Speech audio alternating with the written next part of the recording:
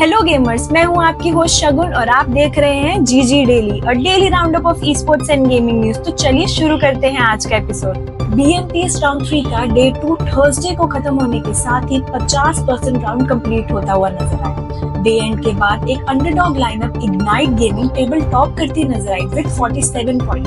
वहीं सेकंड पर TWO भी देखने को मिले। हालांकि उनके आज के गेम्स उतने अच्छे नहीं रहे थे और आज के 2 मैचेस में सिर्फ 10 पॉइंट्स ऐड करके अपने टोटल पॉइंट्स टैली को उन्होंने 45 तक पहुंचाया। जहां एक और इग्नाइट गेमिंग जैसी अंडरडॉग टीम्स परफॉर्म करती हुई नजर आई, वहीं दूसरी ओर काफी फैन फेवरेट और नामचीन teams like carnival gaming, medal e sports, wind God e sports, reckoning e sports हमें बॉटम ऑफ द चार्ट्स में देखने को मिली।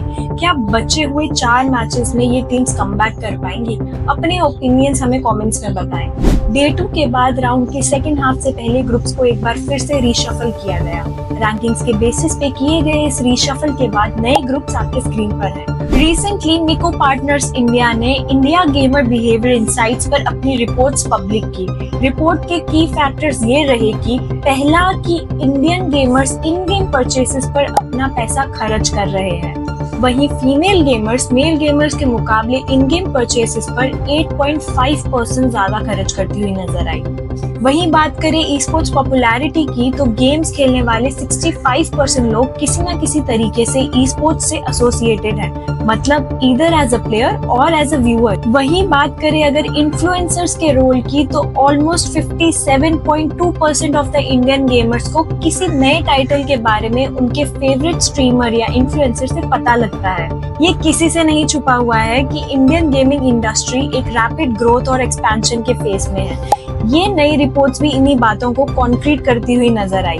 वहीं इंडियन गेमिंग के जायंट नजारा टेक्नोलॉजी ने India build gaming and e sports startup application stand app के 15.86% share acquire किए।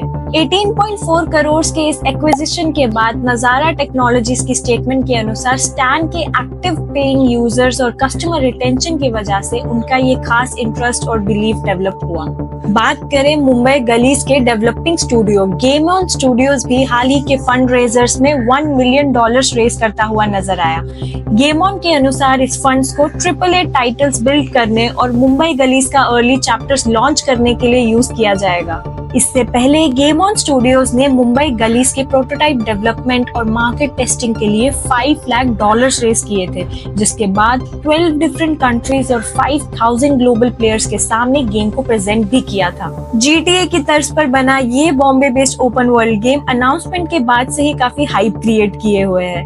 हालांकि अभी लॉन्च तो दूर दूर तक नजर नहीं आता, लेकिन छोटे छोटे माइलस्टोन्स के नाम पर ये गेम लगातार सुर्खियों में बना रहता है। So this was all for today's episode. I hope आपको आज का एपिसोड पसंद आया हो। If yes, then hit the like button and subscribe for more such updates.